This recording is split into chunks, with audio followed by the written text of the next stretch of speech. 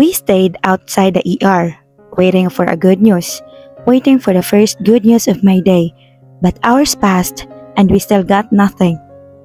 I want to die, I unconsciously said while staring at emptiness. I stopped sobbing, but tears were still flowing. What are you saying? He'll be fine, Travis said. Tumayo ako at nagsimulang maglakad. I don't care anymore. I want to be alone. I told Travis coldly and emotionlessly. He sighed deeply and let me go. I walked without destination. My mind is blank and my heart was still thrown into too much sadness, pain and grief. My feet brought me here at the rooftop. It's already raining, really hard, and I don't care if I'll get wet.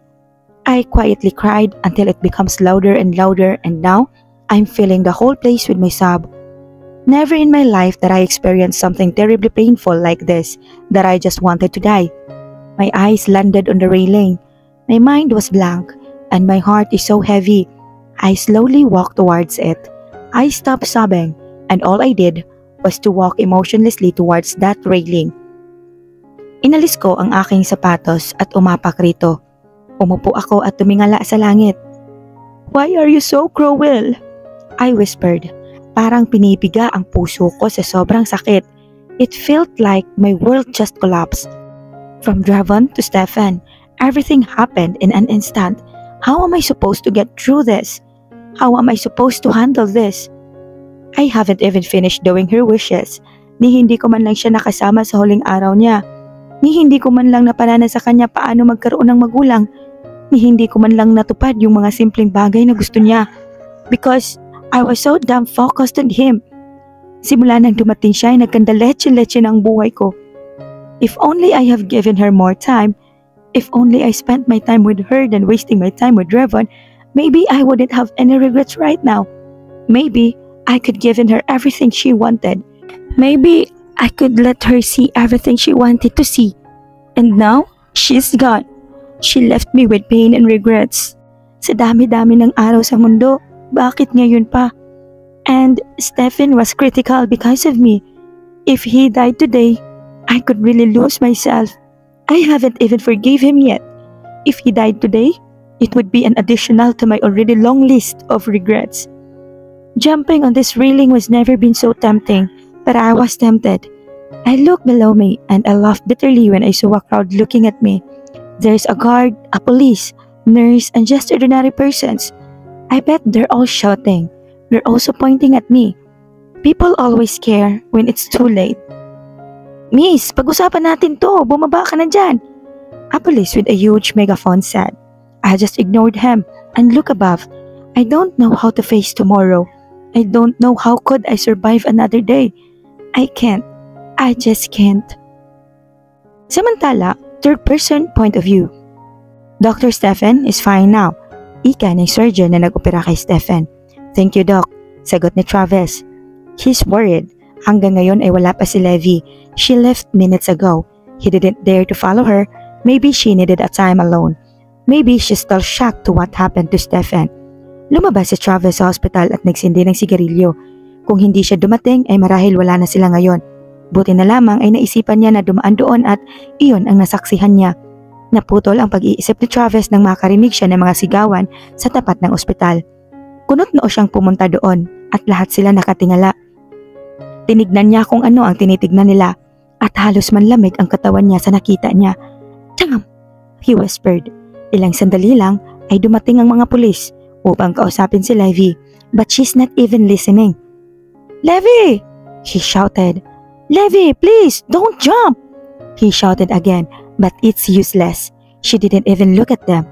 He immediately went inside the hospital, sumakay sa elevator at pinindot ang patungo sa rooftop. But he realized he may not be the right guy for it. Agad niyang pinindot ang elevator para sa opisina ng lalaking alam niyang makakausap si Levi. Humahango siya pumasok sa loob ng opisina nito. Nakita niya itong nakaupo sa swivel chair habang umiinom ng alak. Dravon! He shouted while panting. Tumingin naman sa kanya ang binata nang walang emosyong nababakas sa mukha. What? He answered coldly. Si Levi. Tinignan lang siya ng binata at pinagpatuloy ang pag-inom ng alak. She needs time and space. She lost Rio. Sagot nito na, Napanganga si Travis sa sinabi nito. She what? Hindi makapaniwalang tanong nito. Rio died today. The child she's taking care of, sagot nito. And you didn't even comforted her. You just let her mourn alone? Lumapit ito sa lamesa niya at hinampas ito na dahilan para gumalaw ang bote ng alak at mahulog sa sahig na nagdulot ng malakas na tunog.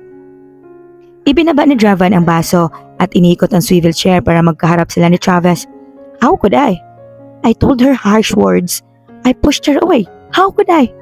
Napahawak si Travis sa sentido niya sa mga naririnig niya. Levi, damn, you've been through a lot. Listen, I really want to punch you right now. Nagtitimping saad nito. Draven just smirked at him. Go on, sabi nito. Later, she need you right now. No. Matigas na sagot nito. Muli niyang kinuha ang baso at uminom ng alak. You fucking listen. She almost died a while ago, but she was saved by Stefan. She almost lost her best friend today. She lost Rio today and you pushed her away? Now, what do you think would happen next? She's having a breakdown, fucker.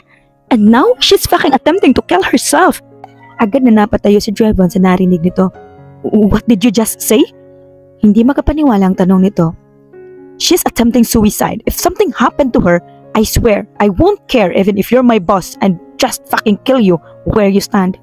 Nagtiimbagang si Draven at kumuyom ang kamao nito. Nabalot ng takot ang puso nito.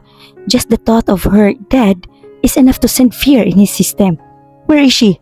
Tanong nito. Rooftop. Agad na tumakbo si Draven at sumakay ng elevator. Hindi mapakali at malakas ang tibok ng puso. Sa kabilang banda, Levi point of view. It felt like someone's whispering me to jump, and the idea of death gave me comfort. If I die, every pain would end. If I die today, I could see Rio. Maybe then, I could fulfill my promises to her. Maybe then, I could be with her longer. I'm sorry, I whispered in the air. My mind was blank, but one thing is for certain. I want to die. I wasn't used to this kind of pain and I'm weak. I sighed deeply and looked below. Every people below me, they don't really care. They would show you how worried they are but they don't really care. No one care. Bumitaw ako sa pagkakahawak ko sa railings. I was ready to jump when a voice interrupted me. Please, no, Levi. I froze. That voice. I know so well who owns that damn voice. Please, please, please no. Don't do this, please. He begged. I decided to carefully turn around and look at him, but still sitting on the railings. I bitterly smiled as I looked at his eyes. His cold blue eyes that never failed to make my heart go crazy. But tonight, all I could ever felt was pain and anger. Let's talk about this, he said. I want to die, I said. I bite my lower lips to stop myself from sobbing. I can't imagine waking up tomorrow with this burden in my heart. It's unbearable. It's painful. It's fatal. He nodded as if he understood every single word I said. I'm here for you. I help you, he said. That didn't even give me comfort. It makes me feel worse. That's pity in your eyes. I don't need that. I started to move and turn around again, but he shouted, Don't you dare fucking move. Tom, please get down there. I'm begging. I'm lost for words when he suddenly kneeled in front of me and he's crying. This isn't pity. I love you, Levi. I thought I still love Natalia. I'm just confused. That's why I said mean words. I'm in denial. I can't accept the fact that I'm over her. And I swear, if you fell on that railings, I'm going to burn this whole place down and follow you to hell. So please, go down. Let's talk, please. I just stared at him, but my heart was beating terribly fast. I don't know if I should believe everything. My heart says yes, but my mind keeps telling me that he's just saying this out of pity. He stood up and walked slowly towards me. He stretched his hand and offered them to me. Grab my hand, he said softly. Tinitigan ko lang ang kamay niya at umiling. I don't want. Just let me die. He clenched his jaw in frustration, but still trying to keep his calmness. No one can stop me. Binitawan ko ang pagkakahawak ko sa railings at handa na akong tumalon, but he suddenly grabs me and pulled me towards him. I just found myself sitting in the floor with him in front of me. He suddenly hugged me and brushed my hair. I stilled for a moment, and when I already realized everything, I cried like a baby on his shoulder. "You scared me," he whispered. "Why did you do that? I want to die," I shouted while pushing him away. He tightened his hug and planted small kisses on my hair. "I know it hurts, just let it out. I'm here to listen," he said softly. I pushed him hard and laughed bitterly. "You know? You don't. You don't know anything. Wala kang alam dahil wala kang ibang iniisip kundi ang ipagsiksikan ng sarili mo sa taong hindi ka mahal. Sa taong hindi mo na makukuha." Pinunasan ko ang luha ko at tumayo. Tumayo rin siya at sinubukang hawakan ang kamay ko pero marahas ko yung inalis. "I know, it's not your fault. It's not your fault that I'm so fucking madly, deeply in love with you. But you should have told me that I can't have you. You shouldn't have kissed me. You shouldn't have given me false hopes. Maybe then, it would hurt less." "I'm sorry," he whispered, but enough for me to hear. "I know your mind was so messed up right now. I won't force you to believe in my feelings. Just let me show it. Just let me be by your side." I just stared at him as he walked closer at me and hugs me.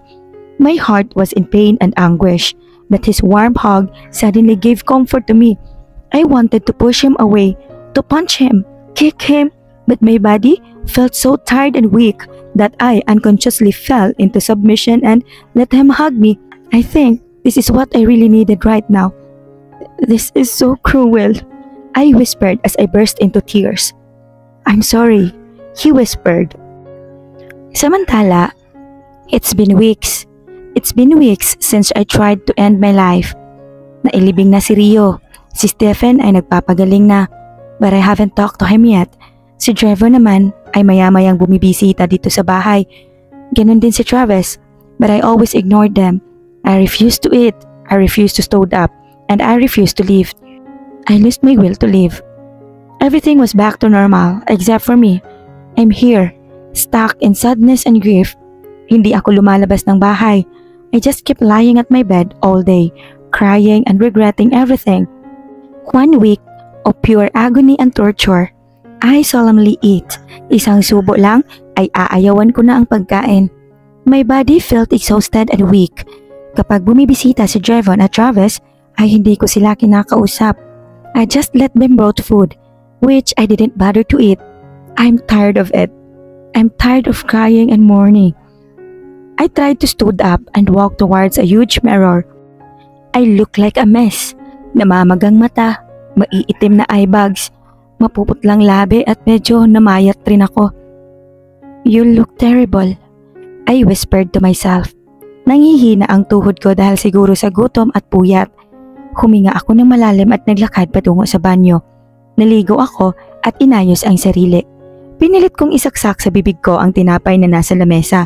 Matigas na ito kaya't 2 subo pa lang ay tinapon ko na ito at uminom ng tubig.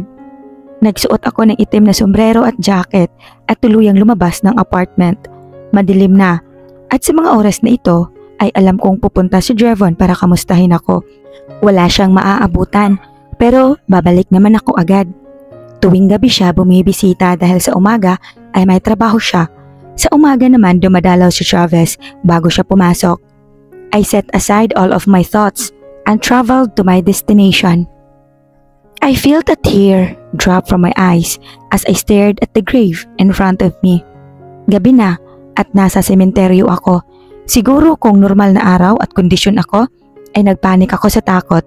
But I really have this urge to visit her. I want to talk to her. I want to cry again with her. Umupo ako sa dulo habang pinapasadahan ng daliri ko ang tiles na nakaukit ang pangalan niya.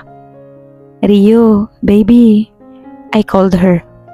"Are you happy there? Hindi ka na ba nasasaktan dyan? Did I make your life happy?" I heard my voice broke as I said those last words to her. "Ate was so badly hurt, baby. That was expected to happen, but unexpected at the same time. I'm sorry. I'm sorry if I haven't found your parents. I'm sorry we didn't finish your bucket list. I'm sorry, baby." My heart clenched in too much pain. I'm crying really hard again. I love you, baby. I promise, kahit wala ka na, tutuparin ko yung bucket list mo. I complete it for you, baby. I can't stop myself from crying. I thought I heard a ghost crying. It's just you all along? Napatigil ako sa pag-iyak at napatingin sa katabi ko. Malamig ang kanyang boses at mata. Nangingibabaw ang ganda niya sa ilalim ng liwanag ng buwan. Why are you here? Tanong ko sa kanya. Ikaw lang ba ang pwedeng pumunta rito? Mataray na tanong niya kaya napanganga ako. She's cold. Iniwas ko ang tingin ko sa kanya at tumingin sa kawalan. You're pregnant. Baka makasama sa'yo na lumalabas ka ng gabi. Paalala ko sa kanya. I smiled bitterly when I remembered how frustrated Revon is when we heard she's pregnant, Natalia. I'm fine. Maikling sagot niya. I visited my parents and a friend. Dagdag niya. Napatingin ako sa kanya. She said those words with pain in her voice. Why are you crying? Tanong niya sa akin. Huminga ako ng malalim. She's Rio. Mapait akong ngumiti habang inaalis ang mga tuyong bulaklak sa kanyang puntod. She's still young.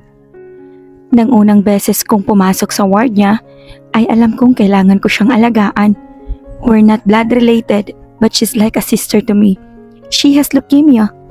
Her parents left her and I stood as her guardian. I have this little hope of seeing her survive and we would live together like a normal siblings. But fate didn't let us. She passed away and left me with regrets. My heart suddenly felt relieved and she really listened very well. Tuloy-tuloy ang pag-agos ng luha sa mga mata ko. Did you make her happy? Is she happy when she died? Napatingin ako sa kanya habang seryoso niyang sinasabi ang mga tanong na iyon. I know she is. It's an end of sufferings for her. Sagot ko. Ngumiti siya ng mapait at tumango. That's good, then. You don't have to feel apologetic. You don't have to regret and blame yourself. Tinitigan ko siya. Sa likod ng malamig at walang emosyong boses niya ay pinapagaan nito ang loob ko. I've been in a far worse situation. My parents were killed right in front of my eyes. I thought my brother was also dead.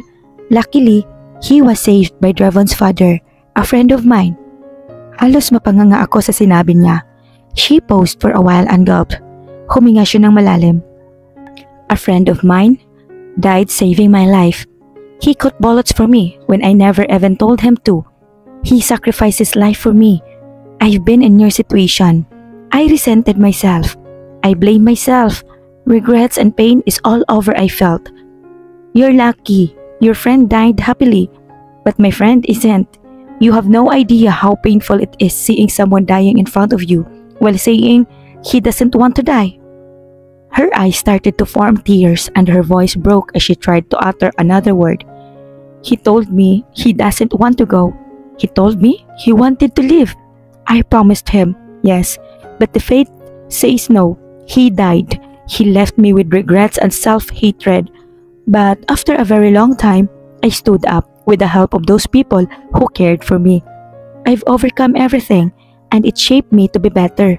I always believe that time heals all pain, but fragment of it will always remain. No doubt, why Drevon really loved this girl so much. She's been through a lot, but she's still here. Kung sa akin nangyari ang lahat ng nangyari sa kanya, ay nagpakamatay na ako. Bigla akong nahiya sa pagtatangka ako magpakamatay.